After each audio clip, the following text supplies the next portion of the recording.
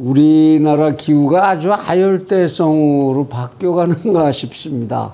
엄청나게 덥다가 또 벼랑한 소나기가 쏟아지고 스콜이죠. 정말 그렇게 가는 건지 잘들 견디고 계신가 걱정스럽습니다. 채널 24K 하석용의 단도직입입니다. 오늘은 우리나라의 총체적인 이 아노미 현상, 이거를 좀 종합해서 짚어봐야 되겠습니다. 과연 우리는 우리 스스로를 구원할 수 있겠는가? 이 상태에서 벗어나지 않고도 우리는 한 나라의 살림을 계속 이어갈 수 있겠는가? 이 생각을 좀 종합적으로 국내외의 사정을 살펴서 종합적으로 정리를 좀 해봐야 되겠습니다. 한반도를 둘러싸고서 최근에 신냉전의 국제적인 구도가 아주 날로 심각해지고 있는 그런 상황입니다. G7 회담이 끝나면서 미국은 이제 중국과 세계 질서를 지배하기 위한 헤게모니 장악에 본격적으로 나서고 있는 그런 모습입니다. 할 수 있는 한 최대한으로 중국을 압박하겠다. 이 자세를 미국의 바이든 행정부는 날로 확인을 강화해가고 있는 상황입니다. 우방들이라는 우방은 모조리 집결을 시키고 중국을 제재할 수 있는 통제 방법은 각종 5G의 사용에서부터 시작을, 그건 트럼프 때부터 시작을 했죠. 이걸 날로 강화해 가면서 저작권의 문제라든지 하여튼 통신은 이거는 안보적 차원의 문제다라고 이해하고 있는 게 분명한 것 같고, 그래서 그쪽에서의 압박부터 시작을 해서 전방위로 압박을 해 들어가는 그런 모습입니다. 게다가 노골적으로 군사적인 이제 압박을 계속하는데요. 쿼드, 그러니까 미국, 일본, 호주, 인도 이렇게 가담을 해서 중국 1대1로 봉쇄하기, 이 작업에 앞장서고 있는 나라들이죠. 이 쿼드는 물론이고 이젠 EU 가입 국가들 그리고 나토 가입 국가들까지, 나토까지 끌어들여서 중국을 압박을 해가는, 군사적으로 압박을 해가는 그런 모습입니다. 하와이 앞바다에서부터 오키나와까지에 걸쳐서 해상 군사훈련을 계속하다가 이제는 그 영역을 넘어서 우리 동해에서까지 군사훈련을 강화하고 있는 그런 상황입니다. 미국의 상원의원들이 최근에 이제 대만을 방문을 한 건 다들 아시고 계실 텐데, 이 미 상원의원들의 대만 방문 코스 자체가 상징하는 이 상징성이 굉장히 예민한 문제, 예민한 상징성을 가지고 있다는 거에 우린 주목해야 할 것 같습니다. 이 사람들이 오키나와까지 간 건 좋습니다. 오키나와에 미군 기지가 있으니까 그 상태를 점검하러 갔다. 그러면 오키나와에서 대만 금방 가면 되는데, 1시간 거리도 안 되는데 대만으로 가지 않고 거기서 거꾸로 우리나라로 올라왔습니다. 그래서 오산 공군기지에서 미 공군기를 타고, 수송기입니다. 그것도 아주 불편하기 이를 데가 없죠. 그 낙하산 부대들이 타고 다니는 비행기, 그 비행기를 타고 군용기를 고의적으로 탄 거죠. 그러니까. 그리고 대만으로 날아갔습니다. 왜 도대체 대한민국을 거쳐서 대만을 가느냐. 이것이 가지는 상징성, 중국은 거기에 아주 예민하게 반응을 했습니다. 그리고 난 뒤에 중국의 전투기들이 무려 28대가 대만의 항공통제구역 내로 들어가서 28대가 시위비행까지 했습니다. 심각한 상황이죠. 중국의 그 국내외 사정은 요즘 정말로 급박하게 중국 공산당이 피곤한 상태, 그런 상태로 접어들어가고 있는 것 같습니다. 시진핑이 내년에 이제 집권 연장을 해야 되는데요. 내년 전인대에서 이제 집권을 또 5년 연장을 해야 되는데, 3번 연임이 금지되어 있었는데 그거를 이제 시진핑이가 진작에 풀어버렸죠. 그래서 영구집권으로 가는 길을 열어놨다, 이제 이렇게 평가가 됐었는데, 내년에 이제 그걸 1차 연장을 해야 됩니다. 근데 그걸 하기 위해서 그 이전에 밟아야 되는 몇 가지 회의가 있는데 이 과정이 권력 다툼에 벌써부터 이제 노정이 되면서 과연 편편하게 갈 수 있겠느냐, 시진핑의 정권 연장이. 이런 이제 의문들이 중국 내에서도 나오고 있고, 외국의 중국을 분석하는 전문가들 입에서 나오고 있는 상황입니다. 그 속에서 시진핑의 오른팔이라고 불리던 왕치산, 검찰권, 감찰권 이거를 모조리 쥐고 휘둘르던 강력한 권력자지요. 이 왕치산이 실각을 했다 이런 얘기까지 나오고 있고, 이 왕치산이라는 사람은 하이난도 일대에 완전히 그 지역의 군주처럼 이렇게 군림을 하는 걸로 알려져 있는 대단한 권력자지요. 근데 그 사람이 실각을 했다 이런 이야기가 나왔습니다. 실제로 실각이 된 건지 그래 의문스러운 일이긴 합니다만은, 그런가 하면 중국의 우리로 말하면 이제 국정원 같은 조직이죠. 그것보다 사실상 더 큰 권한을 가지고 있는 그런 조직의 부책임자라는 둥징웨이가 미국에 망명을 했다 이런 얘기가 나오고 있습니다. 물론 중국에서는 공식적으로 부인을 했습니다. 그런 사실 없다 이러고 부인을 했지만 이 얘기가 굉장히 넓게 퍼지고 있고 반증을 내놓지 못하고 있는 상황입니다. 둥징웨이의 사실상의 중국에서의 현재 활동 상황을 사진 같은 걸로 진짜 보여줄 텐데 반증하기 위해서는 그런 반증을 제시하지 못하고 있고 이런 상황입니다. 그리고 시진핑에 반대하는 세력들, 이 세력들 대표적으로 장쩌민계로 이제 알려져 있습니다만은 이 세력들의 반발이 날이 갈수록 강화되고 있는 이런 상황이지요. 그 속에다가 홍콩하고 대만하고 둘이 관계를 단절을 하는 이런 상태까지 갖고 홍콩에서 영국으로 수없이 많은 사람들이 지금 이민을 가고 있고 영국에서 무한대로 받아들이겠다라는 방침을 내놓고 있어서 홍콩을 사실상 와해시키는 상태까지 접어들고 있는 것으로 보입니다. 그것뿐만 아니라 언제나 중국에서 가장 골칫거리로 여기고 있는 신장 위구르에서의 인권 탄압 문제를 미국은 물론이고 EU를 비롯해서 전 세계가 성토하고 나오고 있는 상황으로 날이 갈수록 이 상태가 심각해지고 있는 것으로 보입니다. 거기다가 중국의 1대1로에 호응을 하면서 친중국 국가로 여겨졌던 나라들, 동남아의 각국들하고 아프리카의 각국들까지 최근에 와서는 전부 중국과의 관계를 정리하거나 돌아서는 모습을 보여주고 있다는 것도 중국으로서는 무척 아픈 부분입니다. 왜 그들이 그럴 수밖에 없느냐? 중국이 처음에 이제 그들에게 개발 자금을 원조해 준다고 해놓고 원조를 받아들이면 그 다음에 그 개발 사업을 중국의 기업이 들어오지요. 그래서 중국의 기업들이 들어오면서 개발 자금 중에 일부를 도로 가져가는 겁니다. 그리고 중국의 근로자들이 전부 들어와서 그 이익을, 개발 이익을 전부 중국이 가져가는데 그것만이면 좋은데 중국이 들어와서 그 돈 중 개발 자금 중에 상당 부분을 가지고 사회를 부패시키고 있다라는 거죠. 관료들에게 뇌물로 다 뿌려대기도 하고 그런 힘을 이용해서 그 사회의 전반적인 다른 사업들까지도 중국의 것을 만들어가고 있다라는 겁니다. 이런 것들이 이제 보편적으로 인식이 되게 되면서 많은 국가들이 중국과의 관계를 정리하려고 나서고 있는 겁니다. 그런데다가 G7에서 아주 결정적으로 중국에 타격을 가하는 이런 결의가 됐는데 우한 폐렴, 처음에 이제 그렇게 불렸던 것이 WHO의 방침에 따라서 COVID-19이라는 이름으로 이제 공식 명칭이 주어진 이 질병, 이 질병의 발원지가 우한 맞다. 중국의 우한인 게 맞다.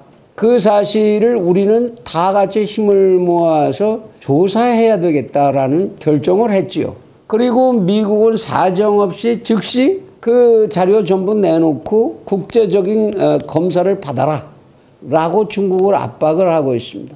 만일 이것이 사실로 밝혀진다면 이 코비드-19의 최초의 발생지가 우한이고 이것을 중국이 연구소에서 고의적으로 만들어낸 바이러스라는 게 발견된다면, 그것이 입증된다면 중국에게는 그것으로 이제 나라 끝났다는 얘기가 돼야 되는 상황이지요. 그 피해 보상 금액이 추정해서 지금 나오는 게 각국들이 전부 피해 보상을 이제 요구하고 나설 텐데, 우리 돈으로 따져서 경단위가 넘는 돈을 국제사회에 지불하지 않으면 안 될 거다, 이런 전망이 나오고 있는 상황입니다. 중국 그 자리에서 그거 하나로 그냥 주저앉으라는 얘기죠. 그뿐만 아니라 내년 겨울에 중국은 또 베이징 동계올림픽을 치러야 되는데, 미국은 진작부터 보이콧 얘기를 꺼내놓고 있고, 거기에 따라서 많은 나라들이 이미 보이콧 의사를 밝히고 나오는 나라들도 있습니다. 동계올림픽까지가 제대로 치를 수 없게 된다면 시진핑의 권력 연장을 위한 기도는 정말 물거품이 돼버릴 수도 있는 그런 상황에 몰리고 있는 거죠. 그냥 그렇게만 넘어가면 또 좋겠는데, 중국 내부에서 기후이변이 그렇게 일어나면서 어마어마한 홍수, 거기다가 원자력 발전소의 사고, 대형 사고가 지금 끝도 없이 일어나고 있습니다. 중국의 민심이 극단적으로 흉흉하게 흔들리고 있다는 거지요.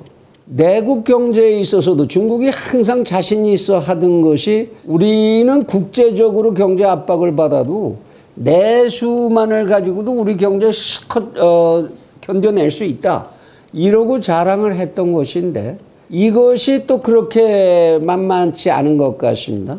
지금까지는 경제 성장을 하기 위해서 민간 기업을 우선시하고 국가 기업을 뒤로 물리는 민진국퇴라는 전략을 썼던 것이, 이것이 이제 민간 기업들이 덩치가 커지면서 공산당 말을 잘 듣지 않기 시작하니까 국진민퇴로 방향을 바꾼 거죠. 국영기업을 앞세우고 민간기업을 뒤로 물리는 이런 민간기업 압박이 본격화하고 있는 겁니다. 거기에 대표적으로 우리가 잘 알고 있는 마윈의 알리바바 같은 경우가 탄압을 받고 있다, 이렇게 민간기업들이 충격을 받으면서 내수 경제도 급격하게 쪼그라들고 있는 거 아니냐. 게다가 인플레이션 압박이 엄청나게 커지면서 원자재 조달비의 부담이 중국 경제에 지금 타격을 주고 있다, 이런 분석들이 나오고 있는 상황입니다. 그래서 중국 경제가 과연 얼마나 어떻게 성장할 것이냐 하는 얘기들을 이제 국제적인 전문가들도 조심스럽게 그 전망을 내지 않는 상황까지 들어가고 있습니다. 이 인플레이션 압박이 얼마나 심했으면 비트코인 채굴을 일체를 중지시켜버렸죠. 중국 내에서는 비트코인 절대 못합니다. 이 비트코인을 통해서 중국에서 번 돈이 해외로 은닉돼 나가기도 하려니와, 이 비트코인 화폐량이 중국 통화량을 증가시키는, 그래서 인플레이션을 가속화시키는 현상들, 이런 것들이 급격하게 일어났던 거지요. 과연 중국이 이 모든 악재들을 다 극복해낼 수 있을지, 중국 공산당이라고 하는 일당 독재의 능력을 가지고 과연 이것을 다 극복해낼 수 있을 것이냐에 의문이 따라붙고 있는 그런 상황입니다. 이런 중국의 상황을 너무나도 빤히 들여다보고 잘 알고 있는 바이든 미 행정부가 이것을 호기로 생각하지 않을 수 없지요. 이때 중국을 주저앉히지 않으면 다시 찬스를 잡기 어렵다라는 생각을 하게 될 것이고, 거기에 반발하는 중국의 반발이 가장 강력하게 현상적으로 전쟁의 상태까지로 나타날 수 있다고 생각되는 것이 대만이니만큼, 대만에 대한 군사적인 지원을 미국은 노골화하고 있는 것입니다. 중국으로서 이것보다 더 아픈 급소도 별로 따로 찾기 어렵겠죠. 이런 상황 속에서, 이런 국제적인 상황 속에서 한반도의 북측에서 흘러나오는 이야기들도 여러 가지 내부의 심각한 문제들을 나타내고 있는 것으로 보이는 징후들이 포착되고 있습니다. 만성적인 북측의 식량난은 이젠 한계점에 이르고 있는 것이 분명해서 김정은이가 간부들이 전원이 모인 공식 회의에서 식량난을 공개적으로 언급하고 나선 것을 보면 이것이 얼마나 심각한 상태인지를 쉽게 짐작을 할 수가 있습니다. 뿐만 아니라 북측의 경제는 지금 중국으로부터 들어오던 수입량도 급격하게 꺾어지고 있고 돈이 없으니까 뭐 들여 사올래도 사올 수도 없겠지요. 뿐만 아니라 자력갱생으로 끌어간다고 하던 경제 시스템이 무너지고 있고 북측의 지하경제에 해당하던 장마당 경제까지 완전히 지금 폐허가 돼가고 있다는 그런 소식입니다. 이 속에서 군부의 불안정한 모습, 이것이 무엇을 의미하느냐. 김정일의 시대 때는 선군 정치라고 해서 군을 최우대하는 그런 정치를 펼쳐오다가 김정은이 오면서 군이 뒤쪽으로 빠지고 당이 앞으로 나서는 이런 모습을 보여서 군의 최고 원수 계급을 가진 자의 권력 서열이 80위권 밖으로 물려나는 이런 상태까지 갔다가 이것이 최근에 다시 20위권 이내로 들어오는 이러한 권력의 급격한 변동이 일어나고 있다. 이게 과연 무엇을 뜻하는 것이냐. 게다가 김정은이의 특별한 별장이 있다고 알려진 원산 앞바다에서 김정은이가 거기에 있지 않은 것이 분명한데 그 별장에서 제트스키를 타는 10여 대의 제트스키가 바다 위에 놀이를 즐기고 있는 모습이 포착이 되면서 김정은이가 사실상 지금 권력을 장악하고 있는 게 맞느냐. 김정은의 별장까지를 누군가와 공유하는 상태로까지 간 것 아니냐 하는 관측이 나옵니다.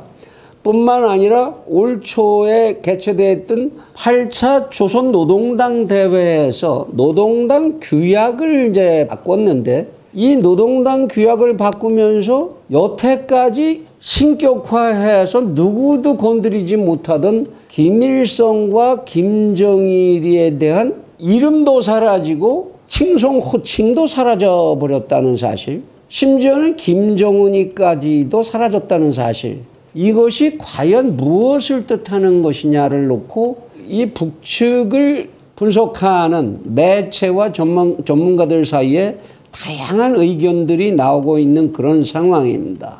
심지어 그래서 북측의 회의의 사진이라든지 이런 자료들을 가지고 분석하는 전문가들 사이에서는 김정은이는 현재 북측의 바지사장인 것 같다라는 얘기가 나오죠.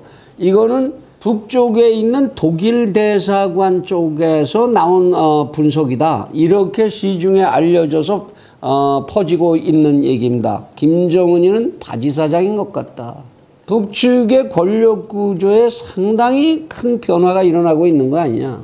우리에게 일만 있으면 표독스러운 말을 던지기를 아주 일삼는 그것만을 하기 위해서 존재하는 것 같은 김여정이조차가 주석단에 배열을 하는데 둘째 줄 이후로 물러나 있는 이런 이제 이상적인 변화가 감지된다. 이런 분석들이 나오고 있어서 북측의 권력 구도가 지금 심각하게 요동질을 하고 있는 것 아니냐. 이런 얘기가 국내외의 북측 문제 전문가들 속에서 나오고 있는 그런 상황입니다. 이 속에서 성김이라고 하는 성킴이죠. 미국 국민이 됐으니까 한국계지만 이 성김 특사가 북측에게 대화를 하자라고 제의를 했는데 김여정이가 이거를 또 아주 꿈보다 해몽이 좋다. 니들 절대로만 해석하지 마. 우리가 하는 말. 이렇게 발길로 걷어차면서 대화에 응하지 않겠다. 이러고 버티는데 이게 무엇을 뜻하는 것이냐. 북측으로서는 대화를 해봤자 선택할 게 이미 없는 상황에 몰리고 있다라는 거죠. 미국이 대화하자고 그러는 건 너희들 핵 내려놓으면 제한 풀어줄게, 국제적인 규제를 풀어줄게 라는 얘기밖에 할 게 없는 게 뻔한 건데, 그 얘기하자고 막 우리가 너희들하고 마주 앉을 수 없다라는 얘기를 솔직히 고백한 거지요. 우리 핵 못 내려놔. 당연한 얘기 아니겠습니까? 지금 김정은이가 핵을 내려놓는다고 하면 북쪽에 있는 자기들의 인민들을 뭐라고 설득하겠습니까? 지금까지 핵강국으로서 우리 조선 민주주의인민공화국이 이렇게 세계적인 인정을 받고 강대한 나라가 됐다라고 했는데, 그럼 핵 내려놓으면 북측에 남는 게 뭐 있습니까? 당연히 내려놓지 못하죠. 그것마저 내려놓으면 그 다음에 미국이 얼마나 어떻게 풀어줄지 어떨지, 그 다음에 미국이 하자는 대로 가야 될 판인데 북측으로서 할 얘기가 아니죠. 미국은 그걸 몰라서 그럼 대화를 하자고 그러는 거겠나요? 제재를 계속하면서 압박을 가할 명분을 얻어가는 거죠, 미국으로서는. 그 사이에 결국은 못 견뎌서 북측에 레짐 체인지가 일어나거나 그 밖에 미국이 군사적으로 대응할 수 있는 이런 소요가 일어나기를 기다리고 있는 것일 수 있죠, 미국의 입장에서는. 그래서 동해 앞바다에 가가지고 호크 미사일 발사 실험을 하고 핵탄두를 회수하기 위한 특별 부대들을 집어넣어서 연수 군사 훈련을 시키고 있고 그런 것 아닌가요? 대화는 있을 수가 없지요. 남는 방법이라는 건 이제 북측도 계산하는 게 이대로 그냥 거꾸로 지든지 아니면 한판 하든지 그거밖에 없다고 계산하고 있을 수 있습니다.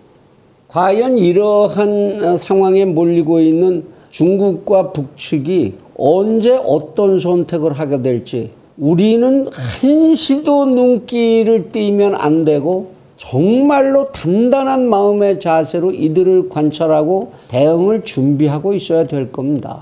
그런데 이러한 힘과 힘의 충돌이 극단적으로 부딪히고 있는 그 한가운데에서 살고 있는 우리 대한민국의 국민들, 그들은 과연 어떻게 살고 있습니까? 대통령부터 G7에 오라고 초청을 받아서 가기는 간 건데 G7에서 왜 초청했겠습니까? 이유 간단한 거 아닙니까? 중국을 통제해야 되는데 거기에 대한민국의 역할이 중요하기 때문에 불러들인 거지. 무슨 대한민국이 지금 국제적으로 G8의 역할을 할 수 있는 힘이 있다고 그래서 우리하고 동급이니까 그래서 불러들였겠습니까? 말이 됩니까? 너희들 중국에 가까이 가지 마. 그 얘기하기 위해서, 그것을 압박하기 위해서 불러들인 거죠. 그런데 도대체 그 이유를 알았는지 몰랐는지 알 수 없는 우리의 이 태평하신 대통령님과 그리고 영부인님 두 양반은 손잡고 팔짱 끼고 참 많이 즐기고 돌아오셨죠. 오스트리아하고 스페인은 우리와 지금 현재 급박한 현안이 있는 나라가 아니지 않습니까? 근데 그 나라에 가서 느닷없이 북측에다가 백신 주겠다는 얘기는 왜 합니까? 그들이 말려서 백신을 못 준 겁니까? 아니면 그들이 도와주면 백신을 줄 수 있는 겁니까? 왜 거기서 그런 얘기해야죠? 스페인에 가가지고는 SNS에다가 무슨 스페인의 역사 잘 알지도 못하면서 그 나라의 역사하고 우리하고 상황이 비슷해서 우리도 이렇게 이걸 극복하고 나가야 되겠다. 그래서 우리도 연방제 통일이라는 과정을 거쳐서 민족 통일의 길로 가야 되겠다라는 마음이 실려있는 그런 SNS 글이나 쓰시고 그러고 돌아오셨죠. 참 보기에 한가해 보입니다. 걱정 하나 없는 나라 같이 보이지 않습니까? 들어오시자마자 또 이제 하긴 청와대에서 회의를 열면서 우리 경제 이만큼 잘 지키고 우리가 얼마나 지금 열심히 나라를 잘 만들어 왔냐 자화자찬을 한참 또 하셨지 않습니까? 실제로 그렇게 생각하시고 계신 것 같아요. 정말로 이런 앞에서와 같이 우리를 둘러싸고 있는 상황을 훑어보고 그리고 우리를 들여다보면 대통령은 정말로 무슨 생각을 하고 계신 것일까? 진심으로 국민들이 알 길이 없습니다. 이런 속에서 이 나라의 외교부 장관은 중국 외교장관에게 아주 밥 먹듯이 꾸지람을 듣고 다니죠. 너희들 그따위로 미국하고 가까이 다니면 안 돼. 꾸지람 아닙니까? 그리고 거기에 대해서 똑부러지는 항변 하나를 못합니다. 그것뿐만 아니라 조선족이라는 이름의 중국인들이 서울의 한복판에서 6.25 때의 중공군 군복을 입고 중국 공산당 창립 100주년 기념식을 중국 공산당 만세를 소리 높여 외쳐가면서 행사를 진행을 해도 이 나라에서는 아무런 조치를 취하지 않습니다. 그 군복에 의해서 죽어나간 대한민국의 병사와 국민들이 얼마입니까 도대체? 우리는 북쪽에 있는 국군 포로들 하나를 여태 찾아오질 못하고 있는, 모셔오질 못하고 있는 그런 상황입니다. 그런가 하면 이런 나라를 지켜야 하는 그 대가로 봉급을 받고 밥을 먹고 살고 있는 이 나라의 공무원들 그리고 이 나라의 국회의원들은 그 지위에 있을 때 그 지위를 이용해서 본인들의 재산 불리기에만 급급을 하고 군인이라고 하는 그야말로 자기의 생명을 필요하다면 기꺼이 내세워서 이 나라를 지켜야 한다라는 의무를 지고 있는 군인들마저 뭡니까? 허구한 날 계급에 높고 낮음에 상관없이 성추행 스캔들에 모조리 빨려 들어가 있고 뭐 어쩌다 훈련만 좀 심하게 해서 무슨 일만 있다 그러면 이 나라의 그 참 모성애가 참 투철한 유별난 이 어머니들은 대대장 연대장한테 전화해서 민원 넣기에 바쁘고 이 나라의 젊은이들 요즘 아주 뭐 2030이 이 나라의 주인 전부다 이렇게 분위기를 언론들이 몰고 가고 있는 이때에 이 나라의 젊은이들 돈 좀 없어서 이 자기 하루하루를 개척하기 힘든 사람들은 알바자리 쫓아다니느라고 정신이 없고 그것도 안 나오죠 요새. 뭐 근로시간 최저임금제 이거에 걸려가지고 알바자리 내놓을 수 있는 중소기업의 사장들이 없죠. 나머지 어떻게 해서든지 그래도 돈 좀 움직일 수 있는 젊은이들은 뭐합니까? 주식시장에 영끌이 들어가기 바쁘고 코인에다가 목을 메고 나를 지새고 있는 그런 상황 아닙니까? 그런 젊은이들이 이 나라의 주인공으로 미래를 열어간다. 게다가 정치판에서는 표 계산하느라고 아직 머리도 영글지 않은 소년들까지 정치판에 끌어들이려고 이러저런 뭐 선거 연령 뭐 피선거권 연령 낮추자 이런 얘기에나 골몰을 하고 그 사람들 누굽니까? 그 소년들. 우리가 양육해내야 하는 책임이 있는 건전한 성인으로 능력 있는 성인으로 길러내야 하는 사람들이지 그 사람들이 우리를 끌고 가야 되는 사람들 아니지 않습니까? 그런가 하면 장관부터 장관들이죠. 장관들부터 대통령에 이르기까지 그 자녀들은 아빠 찬스, 엄마 찬스 이걸로다가 국가 지원을 앞장서서 받기나 바쁘고 학교 시험만 보고 마구 돌파하고 희한한 뱃술짜리 아무 경쟁도 안 거치고 하늘에서 뚝 떨어진 자리처럼 자기 것들로 만들고 이러고 있는 상황.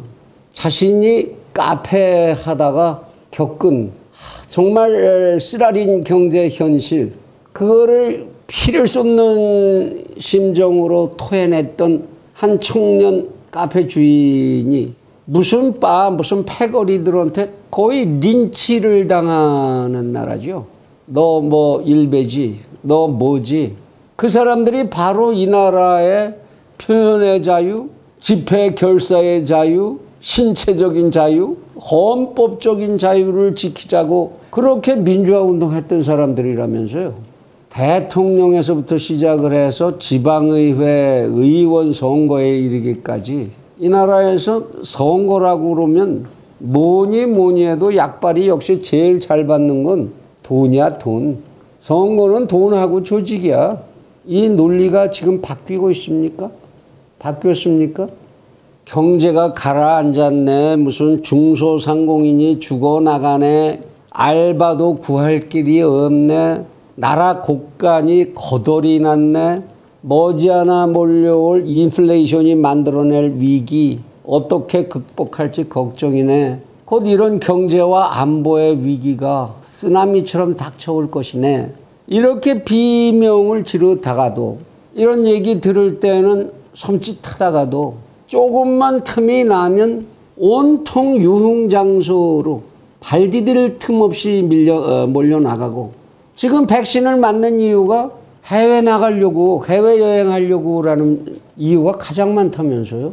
이런 상황 이것을 아노미라고 부릅니다.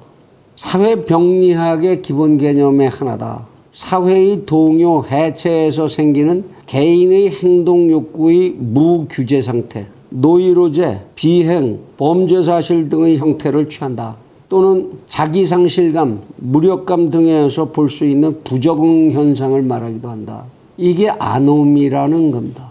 우리 사회 지금 아노미 상태에 빠져 있다고 봐야 되는 것 아닌지 참 걱정입니다. 그런데 정말로 이 나라의 살림살이를 한다는 이 권세 높은 양반들, 이 양반들은 정말로 무슨 생각을 하면서 그렇게 그냥 정권욕에만 몸이 달아서 하긴 그 정권주의지 않으면 죽을 때까지 뭐 하고 살 것도 마땅치 않은 사람들이니까 그렇긴 하겠죠. 뭐 그 사람들이 딴 거 할 줄 아는 게 뭐 있겠습니까? 정치 알아? 이것밖에는 할 게 없는 사람들이니까.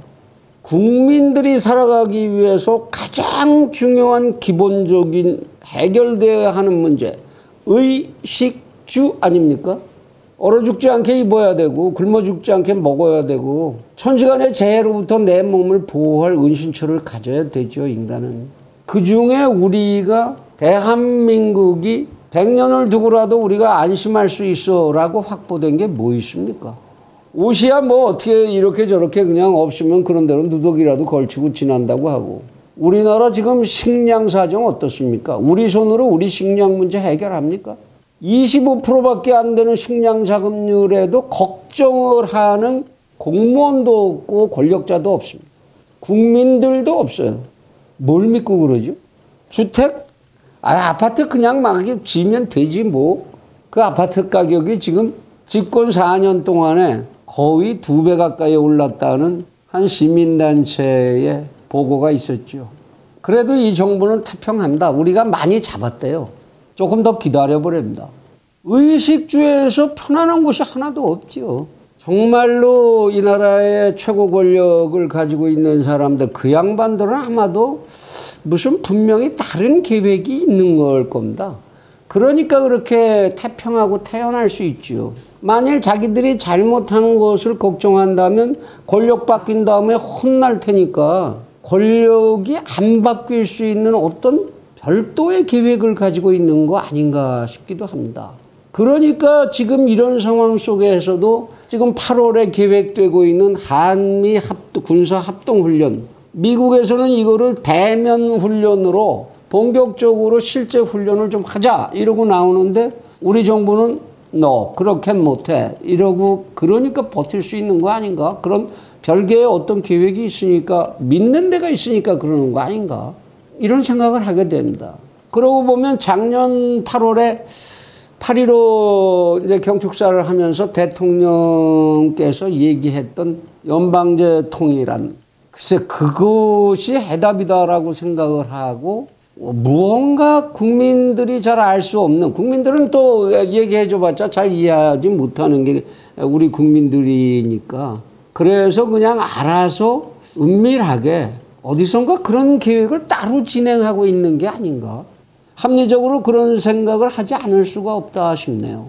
우울한 얘기를 너무 많이 늘어놨습니다. 이게 채널 24K 듣지 말아야 되겠어. 들으면 그냥 전부 성질만 나고 우울하기만 해.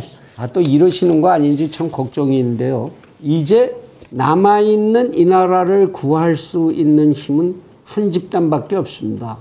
우리 스스로죠. 우리 스스로가 우리를 구하는 수밖에는 방법이 없습니다. 하늘은 스스로 돕는 자를 돕는다고 했죠. 우리가 우리 스스로를 구원하기 위해서 우리 스스로를 도와야 할 때가 아닌가 싶습니다. 정말 정신 바짝 차리기 운동, 그것이 필요한 때입니다.